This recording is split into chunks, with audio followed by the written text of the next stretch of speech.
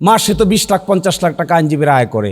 একজন মাননীয় বিচারক সারাদিন কাজ করার পর তার রেমুনারেশন দেয় 1,20,000 টাকা, 1.5 লাখ টাকা। দেখেন তো এই রেমুনারেশন দিয়ে আপনি চলতে পারেন কিনা, আপনার সংসার চলে কিনা। আমি দু একজন মাননীয় বিচারকদের চিনি যারা খুব ভালো আইনজীবী ছিলেন, এবার বিচারক হয়েছেন। তারা এমন অর্থ কষ্টে আছেন যে কে না, আমার ধারণা দু একজন রাগ করে, প্রেস্টিজিয়াস তারা রাগ করে কোন দিন না জানি রিজাইন করে চলে যায়। কি করে সম্ভব 1.5 লাখ টাকা দিয়ে সংসার চলবে? কিভাবে পসিবল? এই ভদ্রলোককে তো সাপোর্ট দেওয়া হচ্ছে না। তার রিসার্চ অফিসার নাই, তার ল ক্লার্ক নাই, তার টাকা পয়সার সাপোর্ট নাই। তাকে আমরা অনেস্ট থাকতে বলতেছি, তাকে আমরা কাজ করতে বলতেছি, দিনে রাতে 24 ঘন্টা কাজ করতে বলতেছি। বিচারকদের দুষবেন, আমি পক্ষে বিপক্ষে দুই কথাই বলছি। বিচারকদের দুষবেন, আমাকে বিচারক বানাই গিয়া দেখেন দেখি আমি তো 6 মাসই চাকরি করতে পারবো না। যে পরিমাণ ফাইল অ্যানেক্স ভবন, ওই ভবনের এক একজন মাননীয় বিচারপতির দরবারে আছে, উপর থেকে শুরু করে নিচের একেবারে আমরা আইনজীবীরা বসি পর্যন্ত লাইন ধরে কিছু কিছু ফাইল আছে, ধরলে পরে জোর করে ভাঙে পড়ে যেতেছে। সিভিল মামলার ফার্স্ট আপিলের ফাইল দেখলাম ভাঙে মিস আপিলের ফাইল ভাঙে পড়ে যাচ্ছে। লজিস্টিক কোথায়? কতক্ষণ কাজ করবেন একজন মাননীয় বিচারক?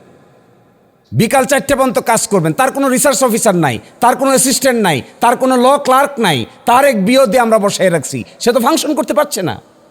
এর মধ্যে ফাস্টেস্ট গ্রোয়িং বিচারক যারা আছে, যারা সত্যিকার অর্থে কাজ করতে চান, তার অ্যাসিস্ট্যান্স কি? যে সমস্ত আইনজীবীর ভালো ভালো চেম্বার আছে, এক এক চেম্বারে 8 জন 10 জন 15 জন পর্যন্ত কম্পিটেন্ট জুনিয়র কাজ করতেছে। আর এখানে ল ক্লার্ক কোথায়? বিচারকের জাজমেন্ট লিখবে কে? এডিট করবে কে? কারেকশন করবে কে? প্রতিদিন সকালবেলা এসে হাইকোর্টের কনস্টিটিউশনাল কোর্টের একজন বিচারক এসে অর্ডার কারেকশন করেন। কোনানা দাড়ি কমা বাদ গেল, কোনানা সেমিকোলন বাদ গেল। কারণ কি? এটা কারেকশন করারও কোনো লোক নাই। সুপ্রিম কোর্টে বহু যুদ্ধ করার পরে সর্বশেষে এক একজন মাননীয় বিচারপতির সঙ্গে একজন করে রিসার্চ অফিসার দিয়েছে। হাইকোর্টের রিসার্চ অফিসার লাগবে না?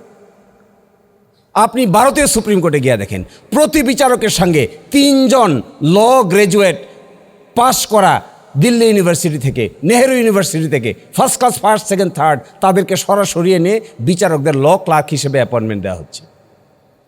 আমাদের দেশে অ্যাটর্নি জেনারেল অফিসে for the first time UNDP না কার অর্থায়নে আমি দেখলাম বেশ কয়েকজনকে ইন্টার্ন হিসেবে অ্যাপয়েন্টমেন্ট দিয়েছে বিভিন্ন ইউনিভার্সিটির ছাত্র থেকে। কেন বিচারকদের সঙ্গে দিতে হবে না?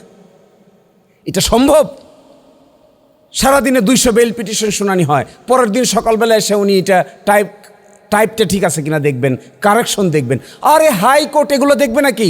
হাইকোর্ট দেখবে আইনের বিরাট ইন্টারপ্রিটেশন করবে মাননীয় বিচারকরা। কনস্টিটিউশন ফলো করা হচ্ছে কি হচ্ছে না এইটার ইন্টারপ্রিটেশন দিবে। এটা তো আপিলের জুরিসডিকশন, রিভিশনাল জুরিসডিকশন। এইখানে অনেক ডিপ আন্ডারস্ট্যান্ডিং অফ ল হবে। আগের লকে চেঞ্জ হবে, নতুন ইন্টারপ্রিটেশন হবে, নতুন টাইম আসছে, জগৎ আসছে, টেকনোলজি চেঞ্জ হয়ে গেছে। কিন্তু অ্যাসিস্ট্যান্সের অভাবে যে সমস্ত মাননীয় বিচারকগণ এখানে কাজ করতে চান, আমি দেখি তারাও সঠিকভাবে কাজ করতে পারবেন না। এবং তাদের রেমুনারেশন কি?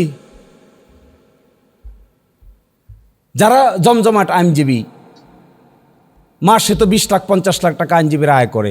একজন মাননীয় বিচারক সারাদিন কাজ করার পর তার রেমুনারেশন দেয় 1,20,000 টাকা, 1.5 লাখ টাকা। দেখেন তো এই রেমুনারেশন দিয়ে আপনি চলতে পারেন কিনা, আপনার সংসার চলে কিনা। আমি দু একজন মাননীয় বিচারকদের চিনি যারা খুব ভালো আইনজীবী ছিলেন, এবার বিচারক হয়েছেন। তারা এমন অর্থ কষ্টে আছেন যে কে না, আমার ধারণা দু একজন রাগ করে, প্রেস্টিজিয়াস তারা রাগ করে কোন দিন না জানি রিজাইন করে চলে যায়। কি করে সম্ভব 1.5 লাখ টাকা দিয়ে সংসার চলবে? কিভাবে পসিবল? এই ভদ্রলোককে তো সাপোর্ট দেওয়া হচ্ছে না। তার রিসার্চ অফিসার নাই, তার ল ক্লার্ক নাই, তার টাকা পয়সার সাপোর্ট নাই। তাকে আমরা অনেস্ট থাকতে বলতেছি, তাকে আমরা কাজ করতে বলতেছি, দিনে রাতে 24 ঘন্টা কাজ করতে বলতেছি। অথচ গিয়া দেখেন আপনি, সেই বিটিভির বাজেট হলো প্রায় 2,500 কোটি টাকা, আর বিচার বিভাগের বাজেট হলো মাত্র 253 কোটি টাকা। কি আশ্চর্য জগতে আমরা বসবাস করি। আমরাই আবার চেতনার কথা বলি। ওই চেতনার নাম জুলাই চেতনা, ওই চেতনার নাম মুক্তিযুদ্ধের চেতনা। কই এই চেতনা? এখানে এসে 500 কোটি টাকা বাজেট হয় না কেন? এই চেতনা এসে এখানে 1000 কোটি টাকা বাজেট হয় না কেন? এখানে কেন সুপ্রিম কোর্টের মাননীয় বিচারপতিদের সঙ্গে আরও 3 জন করে ল অফিসার দেওয়ার জন্য যে লজিস্টিক লাগে, এটা আমরা দেই না কেন? দেই না, আবার কি কই, মামলা নিষ্পত্তি হয় না। করবি কি? কয়টা নিষ্পত্তি হবে? আজকালকার দিনে এটা হয়। কেউ যদি আমেরিকায় যাওয়ার সুযোগ হয়, নিশ্চয়ই অনেকের হয়েছে, আমেরিকান সুপ্রিম কোর্টে আগামী বছর 2027 সালের সেপ্টেম্বর মাসে কোন মামলা শুনানি হবে এটা এখন ফিক্স করা আছে। আর আমাদের দেশের সুপ্রিম কোর্টে আগামীকালকে কোনটা শুনানি হবে এটা আমরা আজকেও জানি। শুধুমাত্র 2-1টা কোর্ট ছাড়া, কোম্পানি কোর্ট সহ আর 2-1টা কোর্ট ছাড়া কোথাও কিন্তু কোনো স্লটিং সিস্টেম নাই। 2-1জন মাননীয় হাইকোর্টের বিচারকরা এই সিস্টেম করেছেন, ওনারা স্লট দিয়ে দিচ্ছেন, আপনার মামলা আগামী 23 তারিখ বিকাল 3টা থেকে 3:30 পর্যন্ত হবে, এরকম স্লট কোথাও কোথাও দিচ্ছেন। বাকি তো স্লট নাই। মক্কেলরা এসে ঘুরে, প্রতিদিনই ঘুরে, স্যার আজকে দেখছি 2 নম্বর আইটেম, আজকে হয়ে যাবে। কেন আসছেন? আপনাকে তো বলি নাই। বলছে স্যার আজকে আসছি, আজকে 2 নম্বর আইটেম তো না হয়ে কোনো শেষই হবে না। কোর্টে গিয়ে বৈশা থাকতে থাকতে দেখা গেছে 1 নম্বরেই সারাদিন চলে গেছে, 2 নম্বর পর্যন্ত আর যাইতে হয়নি। হইতেছে না এগুলো? তো স্লটিং সিস্টেম নাই, মডার্নাইজেশন নাই, আধুনিক চিন্তা নাই, চেতনা নাই, আছে শুধু বিপ্লবের চেতনা। আরে ভাই, বিপ্লবের চেতনাতে বিচার হবে নাকি? বিপ্লবের চেতনাতে কতক্ষণ বিচার চালাইতে পারবেন? চালাইতে তো পারবো না। বিপ্লব যখন করার তখন তো হয়ে গেছে। বিপ্লব হওয়ার পর এটা ঠিক হবে কি করে? এটা সঠিক হবে কি করে? এটা লাইনের মধ্যে আসবে কি করে? এই নতুন কথা কে কে আলাপ করবে? কে পক্ষ বিপক্ষে বলবে? প্রতিবাদের কথা হলে প্রতিবাদ বলবে। বিচারকরা যদি সঠিকভাবে কেউ এজলাস না উঠে, এইটা সঠিকভাবে বলার জন্য শক্তিশালী বারের দরকার আছে না? বারকে তো আমরা রাজনৈতিকভাবে টুকরা টুকরা করতে করতে এমন এক টুকরায় পরিণত করেছি। এখন একদিন গত পরশুদিন দেখলাম, বৃহস্পতিবারে মাননীয় প্রধান বিচারপতি বলতেছিলেন এক সময় নাকি এরকম শক্তিশালী বার ছিল যে মাননীয় প্রধান বিচারপতিরা যে বেঞ্চ ডিস্ট্রিবিউট করতেন, এইটাও বারের নেতৃবৃন্দের সঙ্গে কনসাল্ট করে করতেন।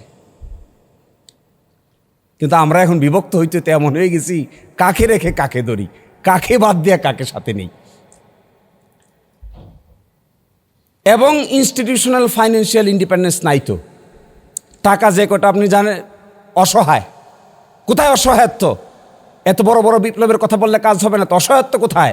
দেখেন এইবার বাজেটে বহু যুদ্ধ বিগ্রহ করে বিচার বিভাগের বাজেটে 50 কোটি টাকা বৃদ্ধি পাইছে। আগের তুলনায় 50 কোটি টাকা বৃদ্ধি পাইছে। টোটাল বাজেটের তুলনায় বিচার বিভাগের বাজেটের পরিমাণ হলো 0.39%। টোটাল বাজেটের তুলনায় সকল বিচার, উচ্চ আদালত, নিম্ন আদালত সব মিলে 0.39%।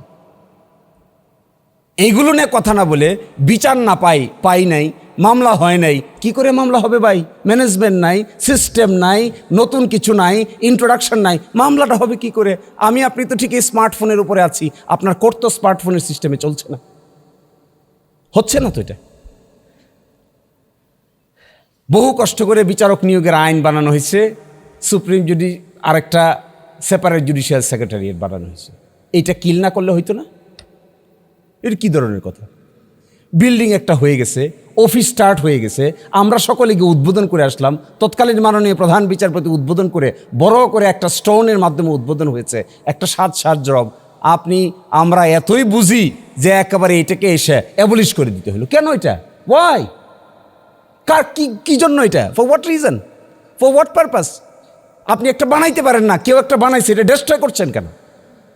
For what reason? Try to help him, try to help them, এটাকে গ্রো করতে দেন। চেঞ্জেস থাকলে চেঞ্জ আনেন। You have abolish the whole system. What how fun is this? আমার কাছে তো ফান মনে হয়। 116 মামলা করলাম আমরা।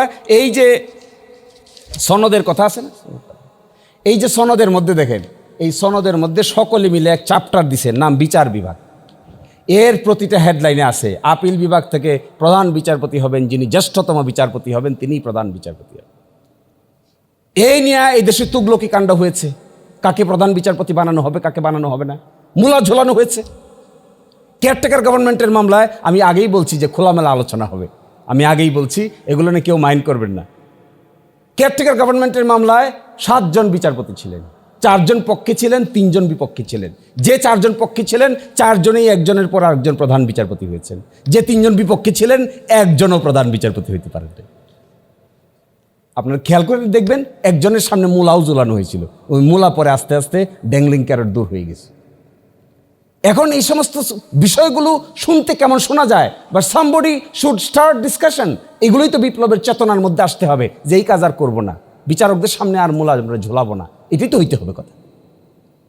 আপনি হাইকোর্ট থেকে সুপ্রিম কোর্টে নেবেন, আপনি আপনার পছন্দ মতো লোক খুঁজেন, তা কী করে হবে? আপনি দেখবেন সৎ কিনা, আপনি দেখবেন দক্ষ কিনা, আপনি দেখবেন বিচার কাজ সম্পন্ন করতে পারে কিনা, আপনি দেখবেন একজন মানুষ জাজমেন্ট লিখতে পারে কিনা, এফিশিয়েন্ট কিনা, এগুলো আপনি দেখবেন। এগুলো না দেখে যদি আপনি সেই 67 ডিএলআর হাইকোর্ট ডিভিশন 317 দেখেন, তাহলে তো মুশকিল হবে। 67 ডিএলআরের ব্যাপারে কেন বলি, 69 ডিএলআর হাইকোর্ট ডিভিশন 317 রাগিব রব ভার্সেস বাংলাদেশ। হাইকোর্টের বিচারক নিয়োগের একটা, আমার সময় মনে হয় শেষ, আমি শেষ করে দিচ্ছি।